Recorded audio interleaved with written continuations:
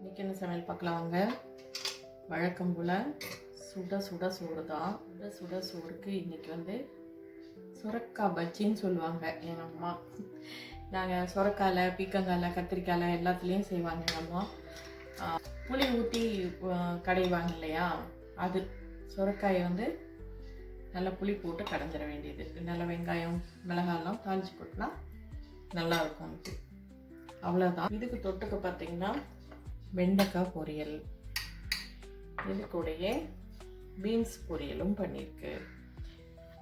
பொரியலில் வெறுமனே போட்டு பண்ணாமல் மிளகாய் தூள் போட்டு பண்ணியிருக்கு பீன்ஸ் பொரியல். கொஞ்சம் இந்த குழம்புக்கு தொட்டுக்க நல்லாயிருக்கும் அப்படிங்கிற மாதிரி. நான் வீடியோக்காக சமைக்கிறது இல்லை, என்ன சமைக்கிறேனோ அதை தான் நான் வீடியோ எடுக்கிறேன் நான். ஸோ அதனால் பர்ஃபெக்டாக இருக்கும்ன்றும் சொல்ல முடியாது. இன்றைக்கி என்ன மூடோ, என்ன காய்கறி இருக்கோ, என்ன டைம் இருக்கோ அதை பொறுத்து தான் என்னோடய சமையல் இருக்கும்னு வச்சுக்கோங்களேன். அந்த மாதிரி. அதுக்கப்புறம் வெள்ளரிக்காய் லேட்டர் சாலட் வழக்கம் போல்.